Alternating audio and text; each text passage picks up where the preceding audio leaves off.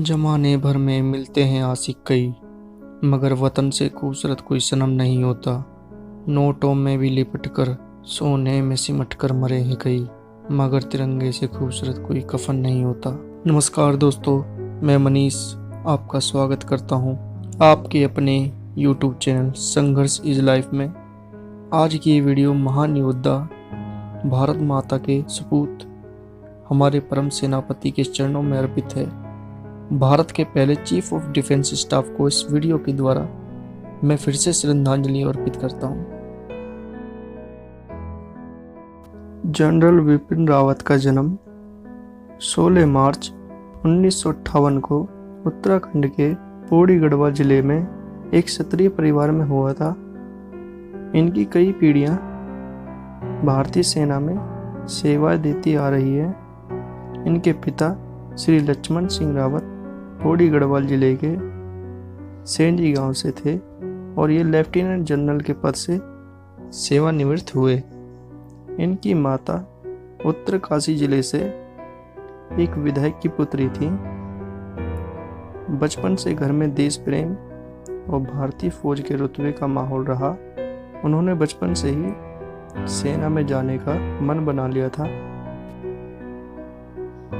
General Rawat के प्रारंभिक जीवन के बाद अब शुरुआती शिक्षा की बात करते हैं।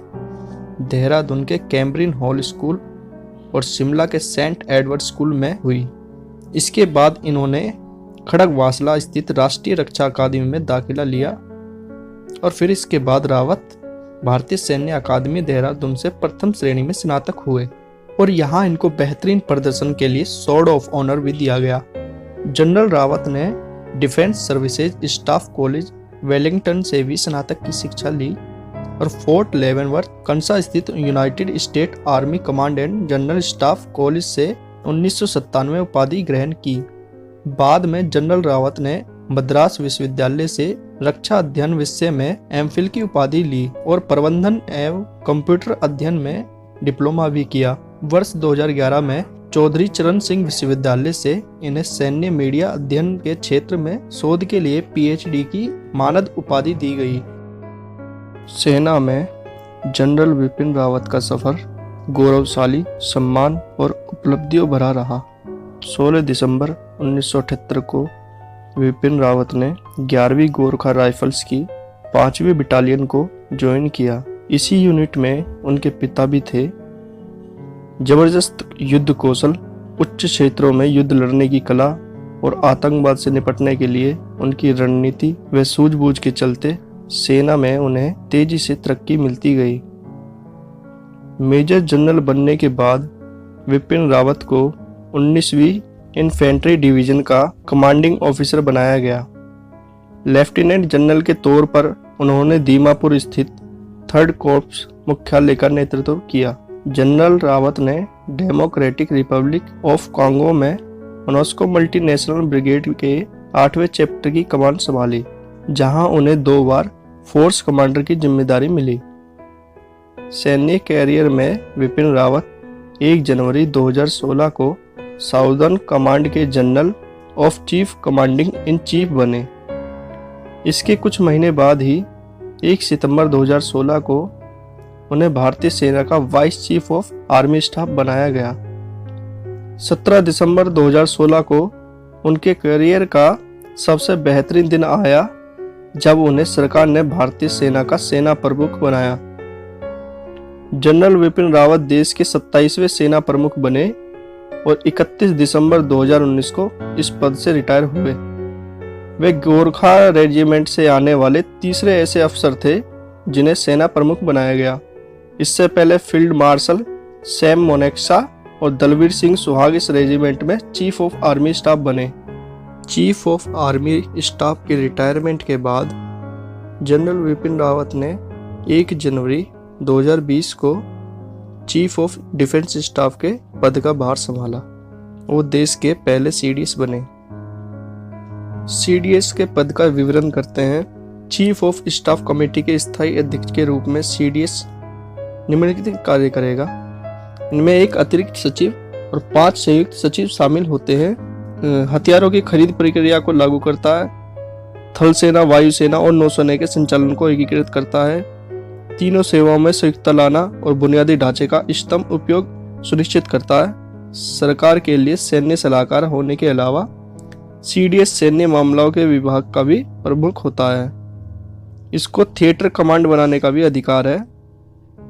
कमान त्रिसेवा एजेंसियों, संगठनों और साइबर और अंतरिक्ष से संबंधित कमांड्स भी शामिल है। सीडीएस रक्षा अधिग्रहण परिषद और रक्षा योजना समिति के सदस्य होता है। परमाणु कमान प्राधिकरण के सैन्य सलाहकार के रूप में कार्य करता है। फालतू खर्च को कम करके सशस्त्र बलों की लड़ाकू क्षमताओं को बढ़ाने के उद्देश्य से 3 सेवाओं के कामकाज में सुधार लाता है। पूंजी अधिग्रहण प्रस्तावों को अंतर सेवा प्राथमिकता सौंपता है। सीडीएस का वेतन और अनुलाभ सेवा प्रमुख के समान होता है। सीडीएस सूचना के अधिकार अधिनियम के तहत आता है। जनरल रावत को दिए गए सम्मानों के बारे में बात करते हैं जो उनके नाम के साथ लगाए जाते हैं। General Vipin Rawat, PVSM, UYSM, AVSM, YSM, SM, VSM और एडीसी। पीवीएसएम परम विशिष्ट सेवा मेडल, ये पीस टाइम में विशिष्ट सेवा के लिए दिया जाने वाला सर्विस मेडल है। सेवा मेडल में यह सर्वोच्च मेडल होता है। यूवाईएसएम उत्तम युद्ध सेवा मेडल, ये वॉर टाइम में दिया जाने वाला दूसरा सर्वोच्च मेडल है। इससे ऊपर सर्वोत्तम युद्ध सेवा मेडल SUVM होता है। एवीएसएम अति विशिष्ट सेवा मेडल, ये पीस टाइम में सेवा के लिए दिया जाने वाला दूसरा सर्वोच्च मेडल है। हालांकि रावत सर को इस कैटेगरी में सर्वोच्च मेडल परम विशिष्ट मेडल मिल चुका है, जो मैंने पहले आपको बताया है। वाईएसएम युद्ध सेवा मेडल, ये वॉर टाइम में दिया जाने वाला तीसरा सर्वोच्च मेडल होता है। हालांकि इस कैटेगरी में दूसरा सर्वोच्च मेडल यूवाईएसएम से भी जनरल रावत सर को सम्मानित किया जा चुका है। एसएम सेना मेडल, सेना में असाधारण सेवा के लिए हर सेना के आधार पर यह मेडल दिया जाता है। थल सेना के लिए सेना मेडल, नौसेना के लिए नौसेना मेडल, वायुसेना के लिए वायुसेना मेडल दिया जाता है। एडीसी, इसका मतलब एट द कैंप्स, यह उन अधिकारी को मिलता है जो टॉप रैंक के ऑफिसर्स के पर्सनल असिस्टेंट के तौर पर भी सेवा देते हैं। दोस्तों, 8 दिसंबर 2021 बुधवार की एक खबर जिसने सभी भारतवासियों की आंखें नम कर दी थी। दुख का वो दिन कभी नहीं भुलाया जा सकता जिस दिन भारत माता के लाल जनरल विपिन रावत को हम सबने खो दिया था। 8 दिसंबर 2021 को जनरल रावत, उनकी पत्नी और उनके निजी स्टाफ के अन्य सदस्यों समेत 10 यात्री और चालक दल के 4 सदस्य वायुसेना के मिल MI-17 हेलीकॉप्टर पर सवार थे, जो सुलूरू वायुसेना हवाई अड्डे से उड़ान भरकर वेलिंगटन स्थित रक्षा सेवा स्टाफ कॉलेज जा रहा था, जहां जनरल रावत जी को व्याख्यान देना था। स्थानीय समय अनुसार 12:10 पर नीलगिरी जिले के कुन्नूर तालुके के बांदी 16 ग्राम पंचायत में स्थित एक निजी चाय बागान की आवासीय कॉलोनी के समीप दुर्घटनाग्रस्त हो गया। दुर्घटना का स्थान उस जगह से लगभग 10 किलोमीटर की दूरी पर था जहां हेलीकॉप्टर को उतरना था। जनरल रावत और उनकी पत्नी समेत अन्य 11 के निधन की पुष्टि बाद में भारतीय सेना द्वारा की गई थी। भारतीय वायुसेना के ग्रुप कैप्टन वरुण सिंह इस दुर्घटना में एकमात्र जीवित बचने वाले व्यक्ति थे, लेकिन कुछ दिनों बाद बेंगलुरु के सैन्य कमान अस्पताल में उनका भी निधन हो गया। निधन के समय जनरल रावत की उम्र 63 वर्ष थी। 10 दिसंबर को शुक्रवार के दिन जनरल रावत का अंतिम संस्कार हिंदू रीतियों के अनुसार एवं पूरे सैन्य सम्मान के साथ 17 तोपों की सलामी देते हुए बरार चौक पर हुआ। दाह संस्कार की रस्म उनकी 2 बेटियों द्वारा की गई। पूरा देश इस हादसे से दुखी है।